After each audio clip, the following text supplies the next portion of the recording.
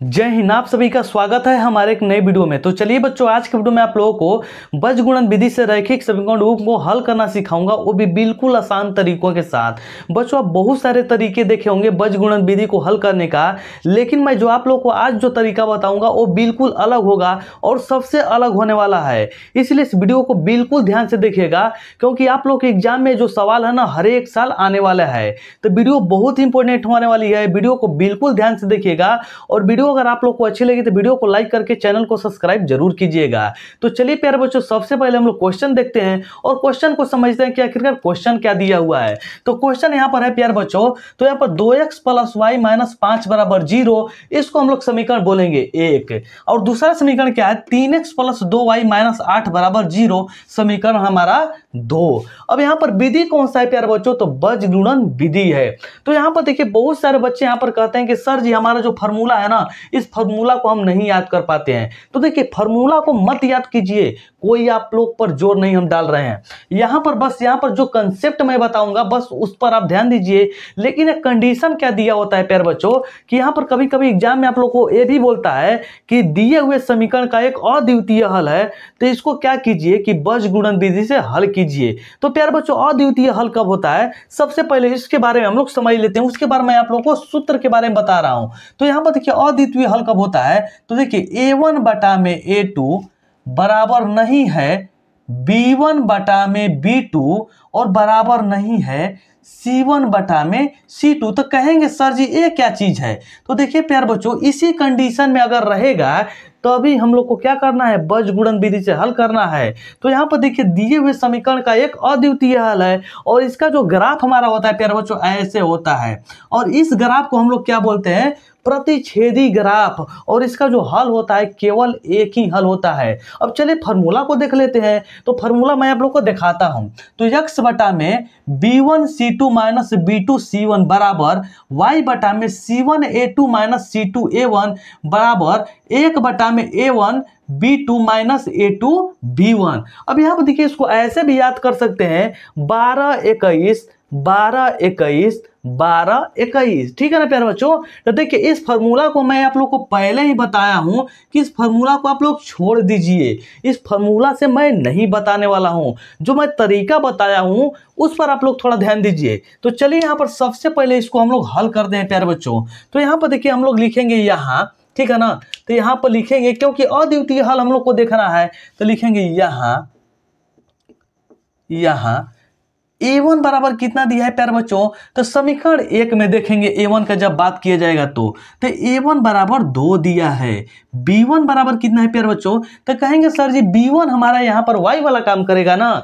तो B1 में यहाँ पर प्यारे बच्चों, तो B1 में यहाँ पर कुछ भी अंक दिया है, नहीं दिया है। तो कहेंगे सर जी कोई भी अंक न दिया रहे तब पर भी हमारा चर संख्या के सामने कितना होता है, 1 होता है। तो यहाँ पर कितना हो जाएंगे प्यारे बच्चों, 1 हो जाएंगे। लिखेंगे तथा C1 बराबर कितना हो जाएंगे प्यारे बच्चों, तो यहां पर देखिए सामने वाला चिन्ह देखिए, तो कितना हो जाएंगे, -5 हो जाएंगे। अब यहां पर लिखेंगे A2 बराबर, लिख देंगे तथा A2 बराबर कितना दिया है प्यारे बच्चों, 3।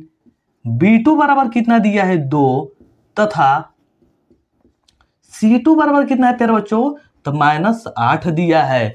अब प्यारे बच्चों, हम लोग को देखना क्या है, कैसे देखेंगे कि दिया हुआ समीकरण का एक अद्वितीय हल है। तो चलिए यहाँ पर थोड़ा ध्यान दीजिए। तो यहाँ पर लिखेंगे प्यारे बच्चों A1/A2। तो A1/A2, A1 का मान कितना है, 2 है। A2 का मान कितना है, 3 है। तो A1/A2 बराबर 2/3। अब देखिए यहाँ पर B1/B2 तो कितना हो जाएगा प्यारे बच्चों, 1/2। तथा C1/C2 बराबर कितना हो जाएंगे, -5/8। इसको घटाएंगे प्यारे बच्चों, तो कितना हो जाएगा, 5/8। तब यहाँ पर प्यारे बच्चों, यहाँ पर देखिए यहाँ पर थोड़ा सा कि क्या दिए हुए समीकरण का सभी मान यहाँ पर आपस में बराबर हैं। तो चलिए देखते हैं, A1/A2 बराबर 2/3, B1/B2 बराबर 1/2 और C1/C2 बराबर 5/8। दिए हुए समीकरण सब मान अलग अलग हैं। तो यहाँ पर हम लोग लिखेंगे A1 बटा में A2 बराबर नहीं है B1 बटा में B2 अब बराबर नहीं है प्यारे बच्चों C1 बटा में C2। तो यहाँ पर देखिए इस नियम को यहाँ पर देखिए मैच खा रहा है ना। तो प्यारे बच्चों जब मैच खा रहा है तो दिए हुए समीकरण का क्या होगा, एक अद्वितीय हल होगा। तो यहाँ पर लिख देंगे दिए हुए समीकरण का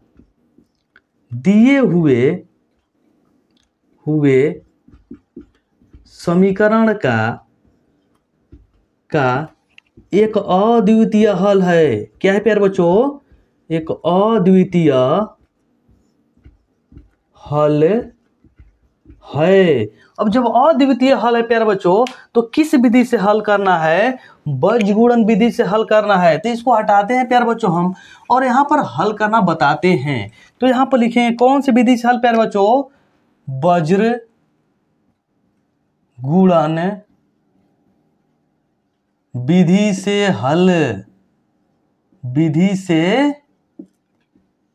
हल।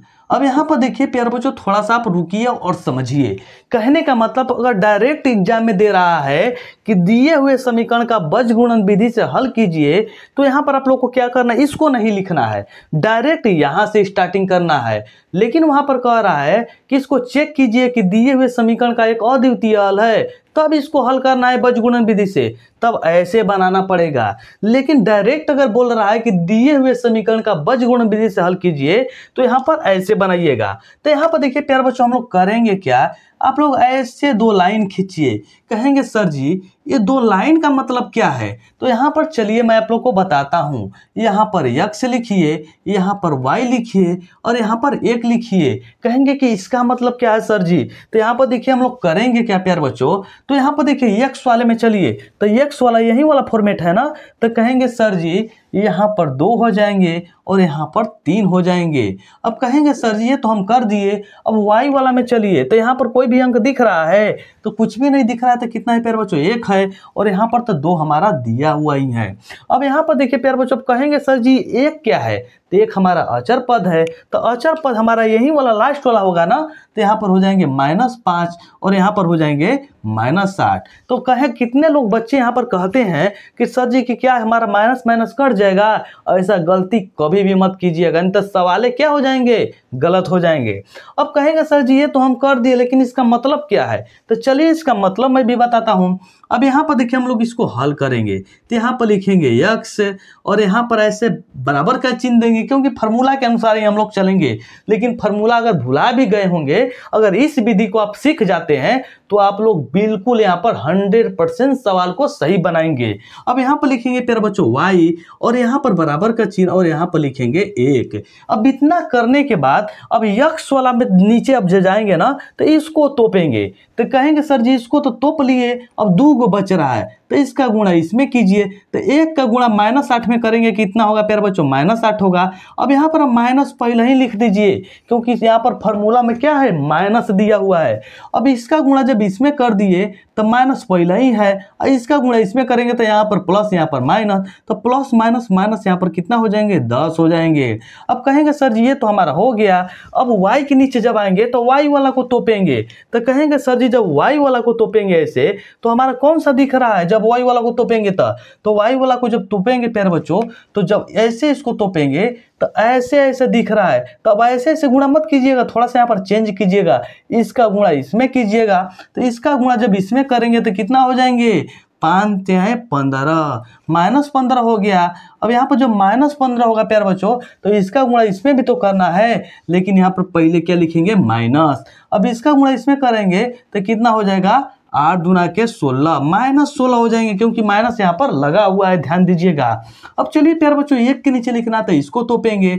अब इसका गुणा इसमें कीजिए तो कितना हो जाएगा, 2 दूना के 4। अब इसका गुणा इसमें कीजिए तो माइनस यहाँ पर है, ये है, कितना हो जाएगा, 3 एकम 3। अब कहेंगे सर जी कि थोड़ा सा समझाइए ना कैसे हुआ है, तो चलिए समझाते हैं। यहाँ पर देखिए यक्स तो इसको तोपेंगे, इसका गुणा इसमें किए तो यहाँ पर 8 एकम 8, और इसका गुणा इसमें किए तो 5 दूना के 10। अब इसको जब वाई वाला करेंगे तो इसको तोपेंगे, तो सबसे पहले यहाँ पर गुणा कीजिए, 5 × 15, फिर इसका गुणा करेंगे तो यहाँ पर 16 हो जाएंगे। अब इसको जब तोपेंगे तो इसका गुणा इसमें करेंगे, इसका गुणा इसमें करेंगे। समझ में आ रहा है ना प्यारे बच्चों? समझ में आ रहा है तो वीडियो को लाइक अभी से कर लीजिए, क्योंकि लास्ट में आप भूल जाते हैं। तो चलिए अब इसको हल करते हैं प्यारे बच्चों। तो यहाँ पर देखिए हल जब करेंगे तो यहाँ पर फिर या का चिन्ह ऐसे लिखेंगे।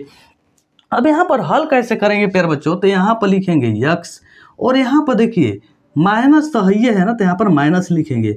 यहाँ पर देखिए माइनस माइनस का गुणा होगा तो क्या हो जाएंगे, प्लस हो जाएंगे, 10 हो जाएगा।